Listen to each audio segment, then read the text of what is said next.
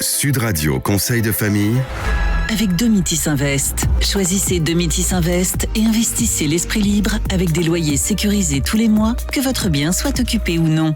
Bonsoir à toutes, bonsoir à tous, bonsoir Stéphane Voller. Bonsoir Olivier. Associé au sein du cabinet VIA, on va répondre ce soir à Hélène. Hélène souhaite prêter une somme d'argent à sa sœur.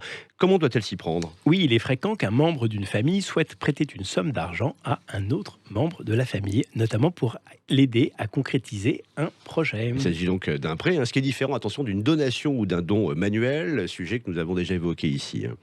Oui, exactement. Il s'agit, dans le cas d'Hélène, de mettre à disposition de manière contractuelle une somme d'argent à sa sœur et de définir les modalités de remboursement. Expliquez-nous, Stéphane, expliquez à Hélène dans quelle mesure elle peut prêter de l'argent à un membre de sa famille et surtout quelles sont les formalités à accomplir. Alors, en effet, certaines formalités doivent être respectées pour éviter tout risque de conflit, mais aussi et surtout de requalification fiscale. Attention à ce que le prêt ne puisse pas être considéré comme une donation déguisée. En parlant de formalités, Stéphane, un écrit ?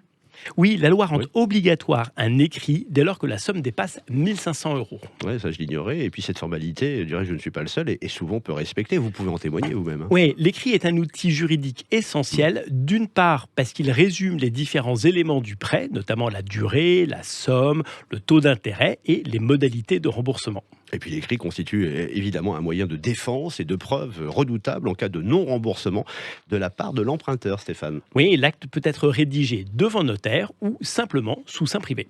Fiscalement, le prêt familial, est-ce qu'il est ou non soumis à l'impôt ? Eh bien, c'est une bonne question. Il est important de préciser que dès que le montant du prêt dépasse 760 €, l'emprunteur est obligé de déclarer cette somme dans sa déclaration de revenus. Il ne paiera pas de fiscalité sur cette rentrée d'argent, mais il doit la déclarer.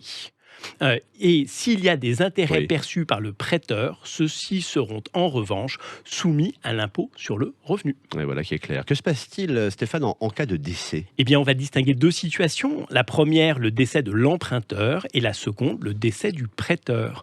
En cas de décès de l'emprunteur, la dette devra être réglée par les héritiers ayant accepté la succession. L'emprunteur peut également avoir décidé avant sa mort de souscrire une assurance vie, une assurance décès, pardonnez-moi, pour les protéger, justement, ces héritiers. Oui, comme pour un prêt bancaire, et c'est une très bonne idée.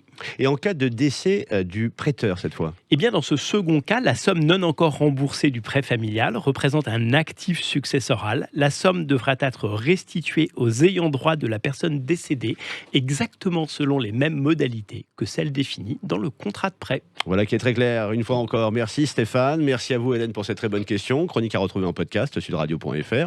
Nous, on se retrouve lundi. À lundi, Olivier. Et très bon week-end à toutes et à tous.